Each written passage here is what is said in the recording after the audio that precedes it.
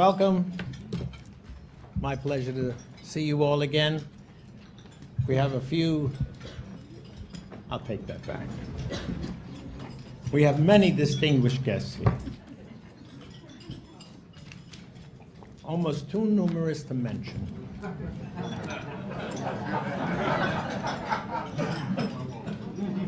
So it may be easier to mention the people who are not distinguished. So if you'd like to volunteer as a non-distinguished person, I'll be happy to welcome you and cite you. Now, you may want to know what a chief operating officer at the New York City Department of Education does. She oversees the Children First strategic planning efforts, daily operations of the department. Now that's, there's 1,100,000 kids, and she's responsible for 1,100,000 kids and 100,000 teachers, and anytime any of them do something wrong, it's her fault, basically. And she is head of the Division of Human Resources, or oversees it. So that means the folks who come to work in the system fall under her purview. Between 2005 and 2006, she served as Chief of Staff to Chancellor Joel Klein. Now, she's done a number of things prior to being Chief of Staff.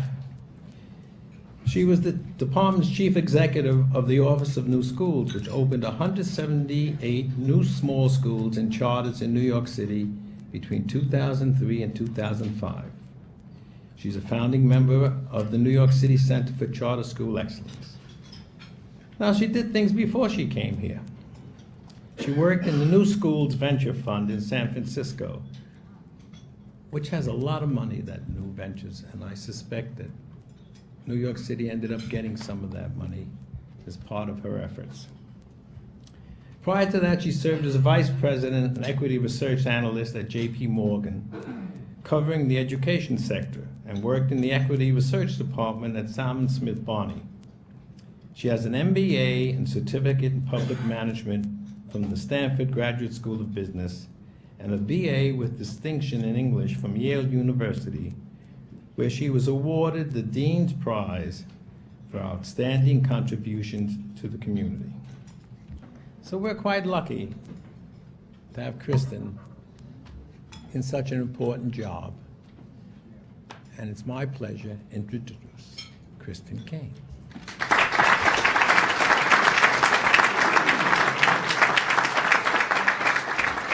I come to public education by way of public schools, the Ivory Tower, a little bit of ed school, and an MBA. Every day, I'm humbled to work in the halls and cubicles of Tweed and help to implement the vision of the mayor and the chancellor, and I'm very humbled to be here today. In the spirit of humility, I'll come clean up front about what it is that I know. Number one, the people who matter most are closest to the kids we serve. No offense to my boss. Number two, from schools to the central office, how hard people in the system work on behalf of our kids, how hard this work is, and yet how large the gap is between our effort and our achievement. Three, from my own education, a little about organizations, a little about economics, and a little about Paradise Lost. As Cy mentioned, I'm here to talk to you about what we're up to at the Department of Education these days. If you'll indulge me, though, I'll kick it off with a little invocation of Milton, who's always good inspiration for tackling big topics and discriminating audiences. We join Adam and Eve in Book 12. They, looking back, all the eastern side beheld of paradise, so late their happy seat, waved over by that flaming brand, the gate with dreadful faces, thronged in fiery arms. Some natural tears they dropped, but wiped them soon. The world was all before them. Where to choose their place of rest, and Providence their guide, they hand in hand, with wandering steps and slow, through Eden took their solitary way. With apologies for the somewhat dated allusion, not to mention the breach of church and state boundaries, I submit that these lines of verse capture precisely what we are up to at the department. Under Joel's leadership, we've embarked upon uncharted territory in public education. Contrary to what some may have you believe, our point of departure was not paradise, but it was a place of comfort and familiarity, the status quo, which frankly served the needs of many, though not of far too many, children. The first leg of our journey has been marked by concentrated work, imperfect but intense, to break down barriers, build capacity, and prioritize the needs of children over those of adults. We've come a long way, but we've not yet approached our destination. There's a second leg, and it requires us to forge ahead into still more unfamiliar yet extraordinarily hopeful territory, which I'll describe today. We're not doing all of this because we want to, or think it will be easy, or find it interesting. We're doing it because we have to. True, we're not being chased out of our comfort zone by the fiery arms that Milton's heroes faced, though we really ought to be. 63% of our 8th graders can't read at grade level. Same with 41% of our 4th graders. 61% of our 8th graders can't do math at grade level. Same with 29% of our 4th graders. More than 2 out of 5 high school students don't graduate within 5 years. And the ones who don't make it are overwhelmingly African American and Hispanic. Where's the outrage? We're compelled by these data, the brutal facts with which we are confronted every day and with which we are all too familiar. They cry for urgency and a solution that is as bold as the problem is mammoth. They are not just statistics, they are kids, dreams deferred, or worse, denied. They are an ominous forecast of our country's economic viability, not to mention democracy. They are not something we take lightly. It's these facts that take us out of the gate and into the real world. 4 years ago, Joel crafted the Children First agenda with the following simple premise in mind. Our job is to develop, support, and sustain 1,400 or so great schools, not a great school system. The reason? Schools, not systems, is where parents send their kids to get an education. The long-term vision of Children First is based on the fundamental belief that getting to 1,400 great schools requires strong principals who are empowered to make instructional and management decisions and who are held accountable for real performance. This exchange of empowerment for accountability will unleash enormous potential from within our schools, attract new talent to them, and drive the innovation required for the results we need. In its truest and simplest form, Children First is a bold promise. To fulfill it, we've pursued a multifaceted approach. Upon inheriting a broken system without the capacity to immediately transition to empowerment and accountability, we set out to bring stability and coherence while laying the foundation for leadership, empowerment, and accountability to take hold in our schools. We know that educational standards matter, defining the knowledge and skills that kids need to be successful in a challenging economy and in a demanding democracy.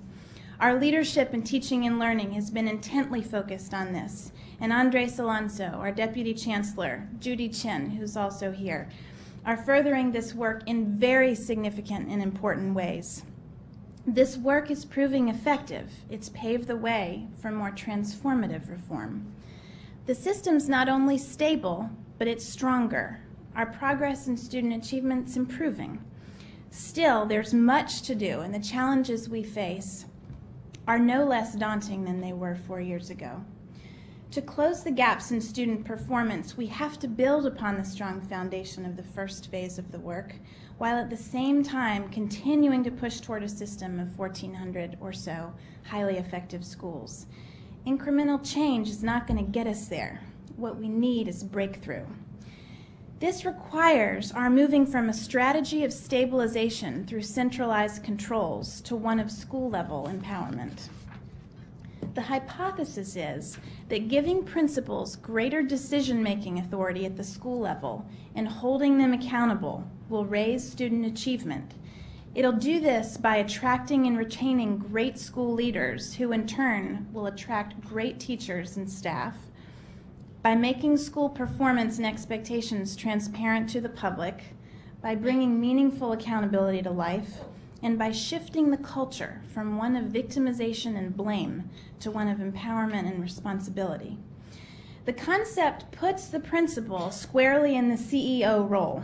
It takes the best of the charter model, empowerment, entrepreneurialism, accountability, and competition, and supplements it with the best of the traditional public school system, strong educational standards, back office support, economies of scale, and equity considerations.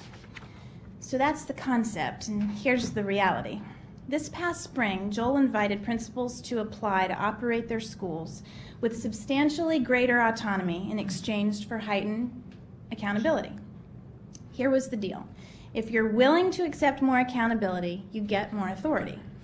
Principals sign a performance agreement committing them to high levels of student achievement. These agreements outline clear consequences of underperformance, including possible termination or school closure. In exchange for this commitment, principals receive the autonomy to design and execute strategies to achieve these results. They have decision-making authority in as many aspects of school management as possible: choice over educational programming, greater discretion over budgets, freedom from many administrative requirements, the ability to self-affiliate into networks and participate in the hiring of the leader of their DOE support team. Principals receive in their budgets the money the system would normally spend on their behalf. This equates to roughly $150,000 on average for each school. Principals are served by a more streamlined back office structure and have the opportunity to purchase services via an internal market. Even with all of that, note that principals are still subject to the law, regulations, collective bargaining agreements. We call this bounded autonomy. The invitation was met with overwhelming response. 350 principals stepped up for 200 spots. At the end of the process, we ended up with 332 empowerment schools, including 10 charters that wanted to participate. Here's how we did it. To effectively support a system of empowerment schools, the central bureaucracy needed to do three fundamental things. First, get very serious about accountability. Jim Liebman, our Chief Accountability Officer, has defined a value-added performance framework with three elements.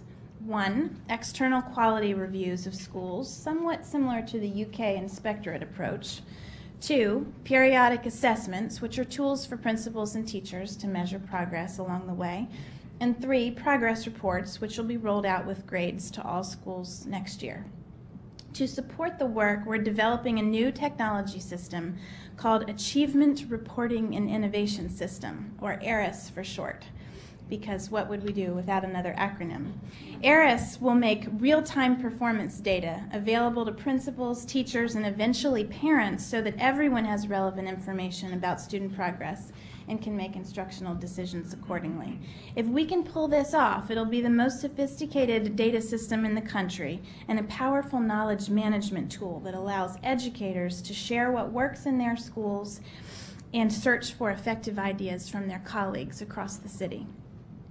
The second thing we had to do is turn the organizational hierarchy on its head, put schools on the top and the bureaucracy underneath. Empowering principals means that we at the central office have to fundamentally change the way we operate.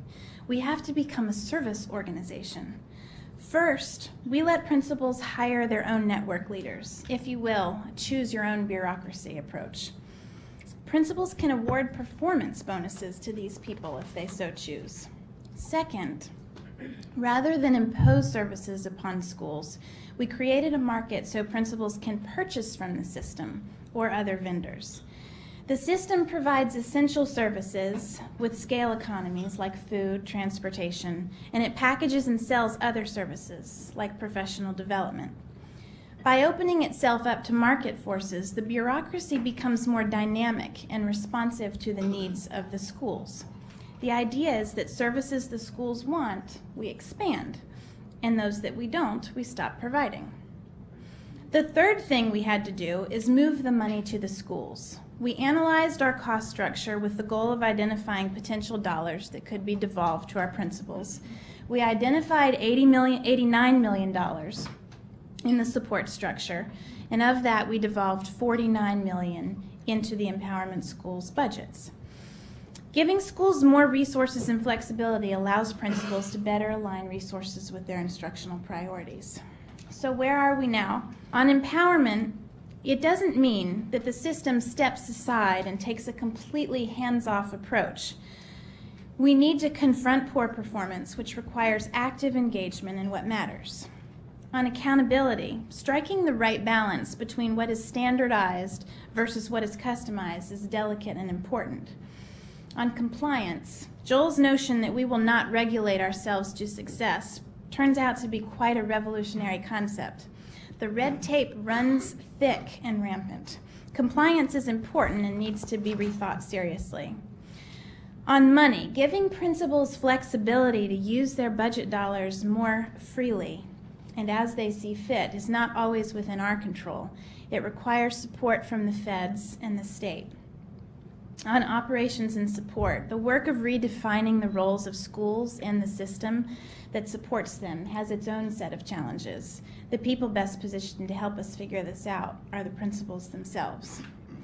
What we are doing along all these lines is reinvention, reimagining the role of Central as a school system. You can't invert the hierarchy without rethinking everything. And what do the principals have to say about all of this?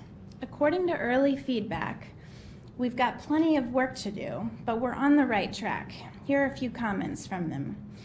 First, the paradigm shift of the system servicing the schools instead of the opposite has given my school community the opportunity to think about how we will together take the lead and be responsible and accountable to the changes we want to make in order for our children to achieve. Here's another one. My network leader has supported my professional development and helped me interpret data, but I really appreciate the extra cash. We hired more teachers. And my favorite, they try hard, even if they don't always succeed. So despite all of that, some see this as yet another reorganization and ask why go through the trouble, particularly with student achievement results on the rise and many of the kinks almost completely ironed out of the system. Others suggest that we are reversing course, undoing what we did 4 years ago, admitting defeat. They say the strategy we are pursuing is purely structural, generously that we don't get what happens between a third grader and her teacher, less generously that we get a kick out of rearranging deck chairs on the Titanic. With all due respect, they miss the point. This is not a reversal of course, it's an evolution. We couldn't be doing what we're doing today had we not invested in the capacity building that's been such a priority over the past few years. This is not structural either. We are not going to org chart our way out of the problems facing public education in New York. This is about fundamental change, a change in conditions to support and foster empowerment of the people who have the greatest agency in the system, our principals and our educators. Remember, we didn't come here to create a great school system. We came for great schools. Our academic results call for breakthrough performance on the part of our students, our schools, and the bureaucracy itself. That's only going to happen when the public education system embraces and embodies innovation. And innovation is only going to emerge when the conditions are ripe for it. Pockets of innovation exist in public education throughout the country, and that's equally true of New York City. But innovation at the system level in public education remains quite elusive. There are many theories as to why this is the case. The core belief of Children First is that it's because the conditions are just not optimal. We're not set up to succeed.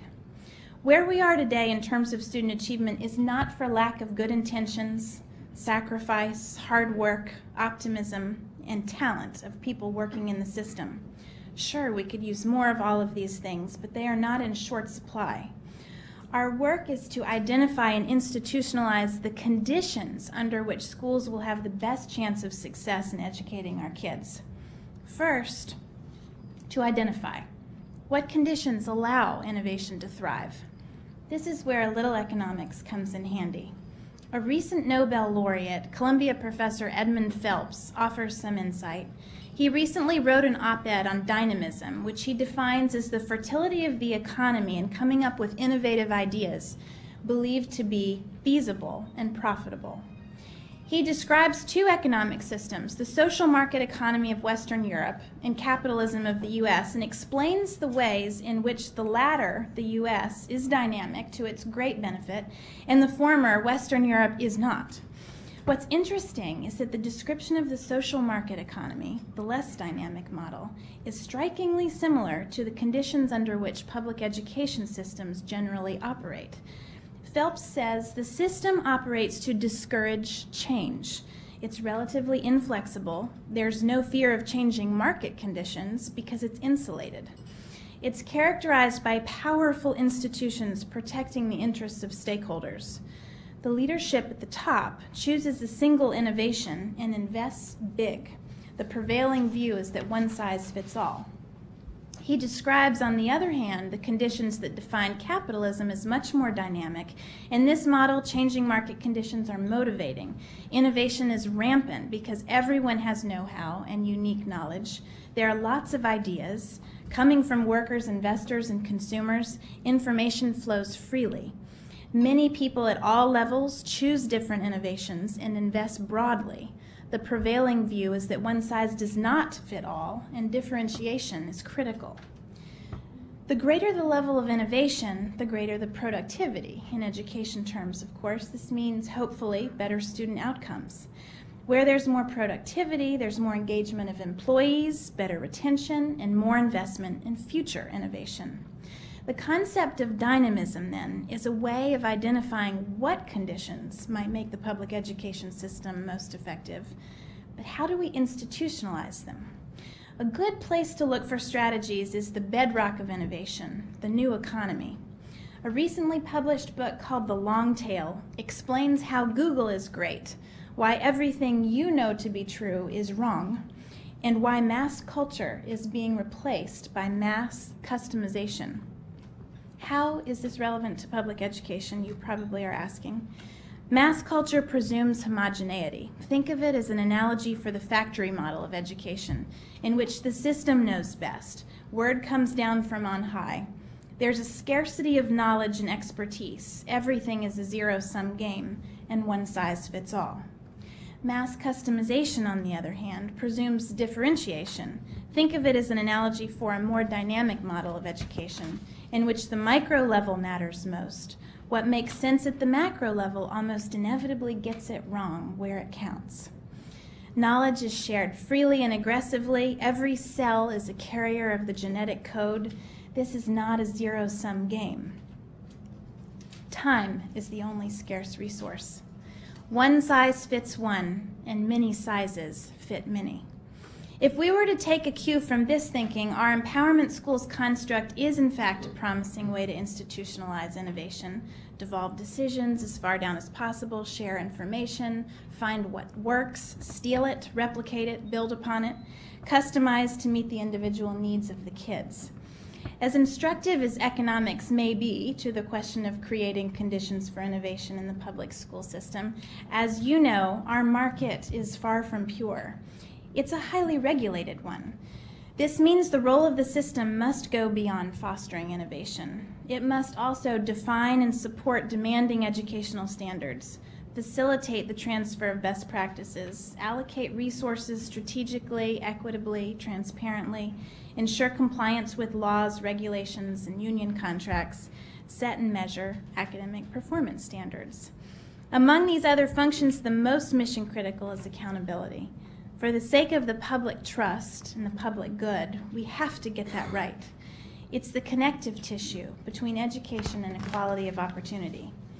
Without accountability, empowerment is reckless, and the power of innovation isn't harnessed to drive student achievement. But without innovation, we're just not going to get the transformative performance we owe our students. Creating the right conditions to achieve them is our most powerful lever. So we continue down a path of our version of entrepreneurialism. Some call it intrapreneurialism, reinventing the organization from the inside in order to get the conditions right. No, we're not in Eden anymore. As it was for Adam and Eve, the world is all before us, and we should learn from it. Why shouldn't our kids benefit from all the best thinking in society, whether from Nobel laureates or theories from Google and the new economy? At a basic level, these are simple principles. Most every other facet of society embraces them. Why not us? If you think about public education in terms of economics, the unfamiliar territory of empowerment and innovation becomes quite familiar, almost intuitive. Our work and Joel's vision in Children First is creating conditions for success for the system, an environment that fosters empowerment and innovation, and at the same time takes accountability very seriously. One day soon, the question will not be whether more empowerment is better for our schools, but rather, what do our principals and educators want to do with it? I don't think that day is far away. Thank you.